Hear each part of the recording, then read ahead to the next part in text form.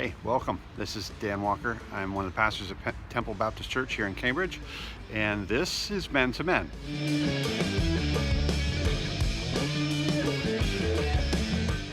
Men to Men is rooted in Scripture, and in one particular passage that we really like to look to is Proverbs chapter 27, verse 17. And this says, "As iron sharpens iron, so one man sharpens another." We've been looking at different ways that, in this article by Chris Dolbery, 5 attacks on the souls of men, and the ways we've been targeted.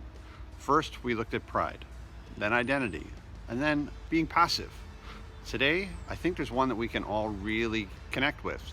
It's being in isolation. I think most of us know what it's like when we're settled in and we're just waiting. We really don't like that. Guys, we like action. We like to have a plan. We like to know what we're moving ahead to and how we're going to be proceeding with life. And this is a time where it's really hard to do that. Here's some examples from Scripture. In this passage, it says, "Be alert and of sober mind. Your enemy, the devil, likes to prowl around like a roaring lion, looking for someone to devour. Resist him. Stand firm in the faith, because you know that the family of believers throughout the world is undergoing the same sufferings." It comes from 1 Peter chapter 5, verses 8 and 9.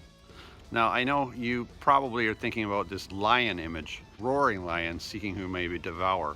Well, when I think of images like that, I think of maybe a BBC thing, like David Attenborough is in the background, a kind of a whispered British accent.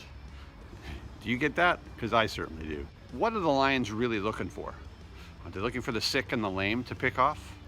Maybe. They'll just take advantage of that. But really, they're hunting for those who are on their own, who are off doing their own thing and not with the crowd. They really are trying to pick off those who are isolated. The enemy wants to get at you and I. That's when temptation strikes. How do we know that this is us? Well, I have 3 suggestions. Number 1, not doing what we know we should be doing. There was David in 2 Samuel chapter 11. Here it is. He's the king, he's the leader, he's the warrior.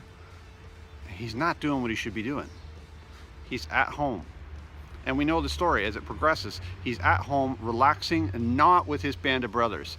He's not hanging out with the guys and doing king stuff. He's actually stuck on his roof, watching over the city, and he sees someone bathing. And his temptation has struck, and his heart breaks. We know how David falls in that situation. It leads him to horrible things, not just the sin of lust in his heart, which we'll be talking about later, but also further on, he goes on and he ends up murdering a man. Not the king that we tend to think of. All because he wasn't doing what he should have been doing. What he knew as king he should be about. He wasn't with his band of brothers. Number 2, stepping away from Jesus. Now, I want to talk about Peter on this one here. This comes from Matthew chapter 14. Peter is out in the boat. Jesus has been teaching, and now Peter is with the rest of the guys out in the boat, and Jesus has sent them on ahead, and he spent the night praying. And now we have the boys are out there fighting against the waves, and they're stuck. They can't progress. They're actually beginning to be afraid, and they see Jesus walking across the water. Now, Peter's reaction is kind of unique, because none of the other guys thought maybe I could get out there and try that too. None of them were thinking, hey, I want to go out and step on the water. And yet Peter does. He steps out. But when he does step out, eventually he looks down. He sees that he's standing on water. He took his eyes off Jesus, and he gets dunked. Now, Jesus saves him, obviously, because we know as the story progresses that they come back to the boat and Jesus teaches them. Jesus doesn't rebuke him because of his stepping out. He actually rebukes him for his lack of faith and taking his eyes off of him. Peter doesn't stay on mission. He doesn't stay focused. He doesn't keep his eyes on Jesus. Number 3, thinking that we're strong enough. David was a shepherd. He was used to going out and looking after the animals, the flock. He was used to looking after pretty dumb sheep, honestly.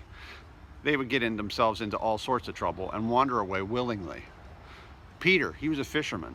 He was used to getting up early, being a disciplined to get that catch in the early morning, to look after his gear, to clean things up and be ready for the next one.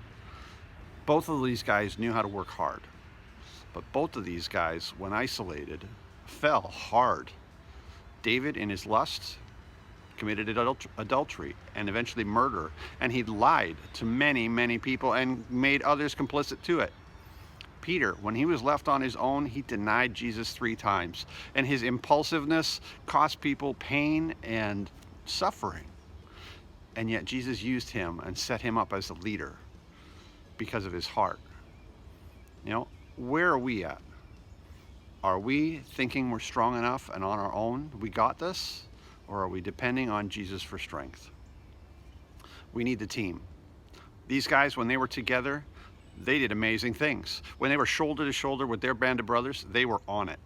But when they were on their own, they failed miserably. Are you shoulder to shoulder? We need to be together on this. Are we sharpening one another? You may have noticed that there's a theme to this about the band of brothers. You may have noticed that there's some wisdom from others that we need to be really digging down into. You may have noticed that we need to draw on the strength of others. We need to be strength for others. We need to look and keep looking to Jesus as our captain.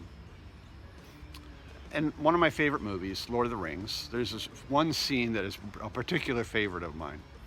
It's actually the death scene for Boromir, captain of Gondor, one of the great warriors of men. He recognizes his place and who he needs to give his allegiance to, even though he has failed miserably in the ultimate test, and he did try to take the ring away from Frodo. But he knew he was no longer alone, and he has this great line, "I would have followed you, my brother, my captain, my king." Are we willing to follow Jesus, our captain and our king? Are we going to give it all for him? I want to challenge you guys, just as I'm challenging myself. Lead well, my brothers. I'm Dan, I'm all in, and this has been Men to Men.